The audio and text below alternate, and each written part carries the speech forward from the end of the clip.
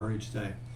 So anyway, today's topic, we wanted to do something a little bit different. My partner will be joining me, Dr. Huser. He joined me. He was actually a resident in New Jersey, and then went up, did our fellowship, and he did a fellowship in WashU in St. Louis. Then came to us for a fellowship, and then went to Gillette as an attending, which is in Minneapolis, Gillette Children's Hospital, and then recently joined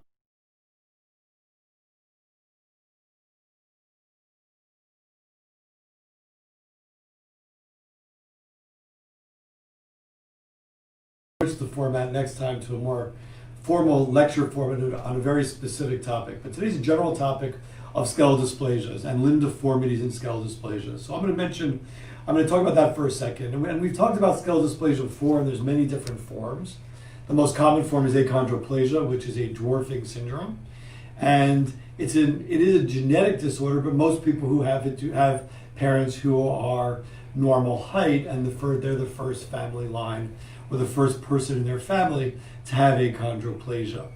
And it leads to dwarfing syndrome, and Dr. Huser is going to discuss how dwarfing syndromes can be lengthened. But one thing we really worry about, or I worry about, is limb deformities, or what we call bow-leggedness or knock-kneedness.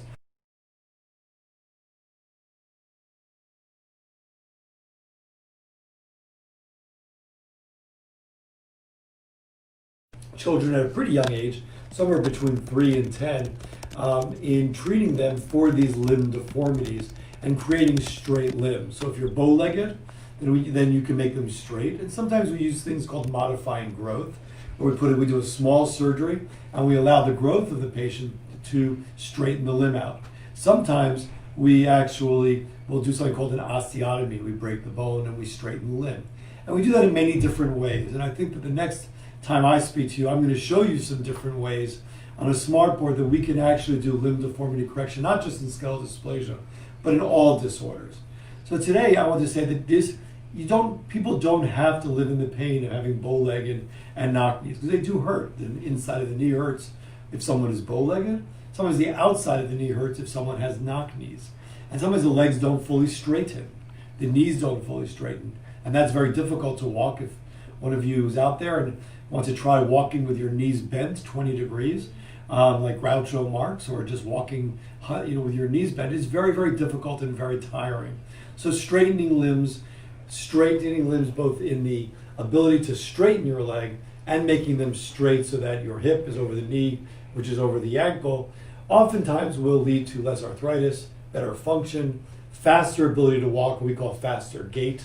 And that's why we do that. And we've come up with many different ways of doing that these days, from more invasive ways to do it to less invasive, minimally invasive. I mean, we try to use less external fixation, less devices sticking outside the legs.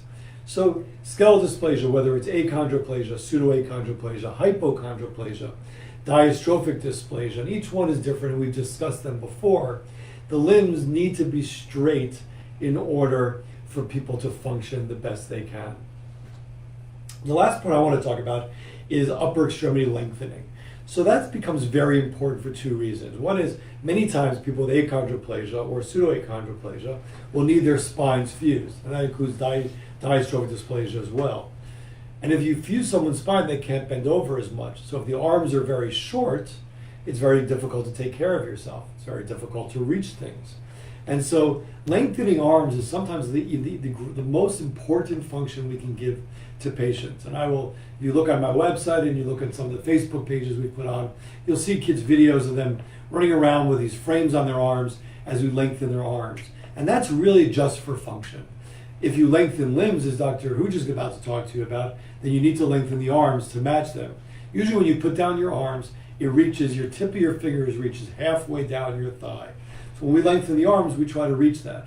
And when we do lengthening of the arms, we can often do up to 4, even 5 inches at one time, because it's much better, much more tolerated than limb lengthening or lengthening the lower extremities. So I think if you go on Facebook, you can certainly ask us questions. You can go on my email, and if you have topics you want to go into in depth on, you can email me at dfeldman@paleyinstitute.org. I'd be happy to answer any questions or take topics that you really want to hear about in depth. So I think the next few Fridays with Feldman in August, September, October, through this year, will really be in-depth conversations about a single topic, whether it's the forearm, whether it's the legs, the lower extremity, spine, but some very, very specific topic about how we treat it. So again, I'm going to give this podium over to Dr. Huser, who will speak about limb lengthening in skeletal dysplasia. Wishing everybody a great August. Hopefully you're taking some time for yourselves in that month. And I'll see you again sometime in late August or mid-August. And we'll talk to you soon. Bye.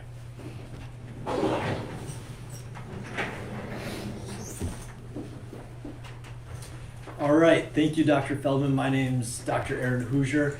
As Dr. Feldman said, I am the newest partner here at the Paley Institute, working with Dr. Feldman as a team.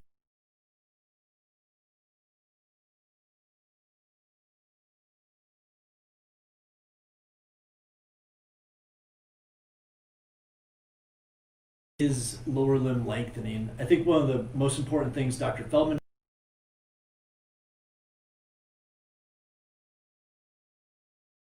prior to lengthening. Another thing we should talk about before we get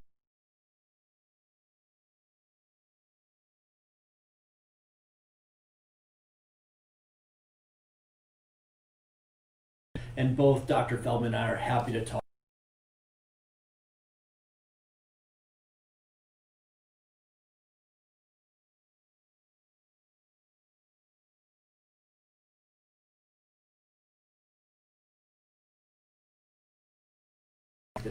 And we do that by asking you a couple of questions.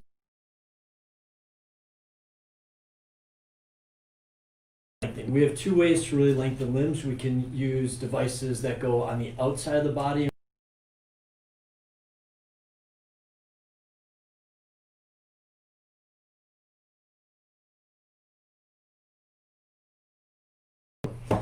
We've also started putting those devices inside the body but outside the bone.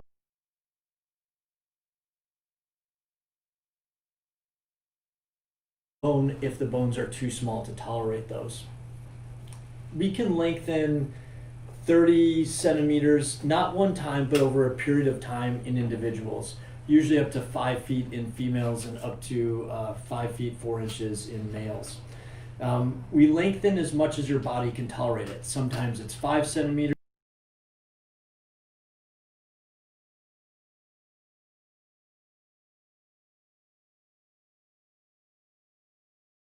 Safe as possible. I think limb lengthening 30 years ago had a pretty bad reputation for complications. There's still complications and actually prevent those from happening. And that's why we have you, when you come down to the Paley Institute,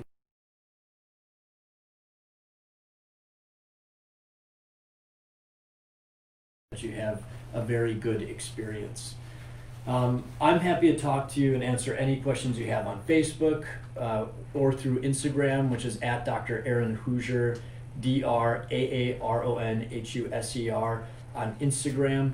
Please follow me. And then my email address is also ahuser@paleyinstitute.org, which is AHUSER@paleyinstitute.org. Again, I'm happy to talk to anyone about limb lengthening with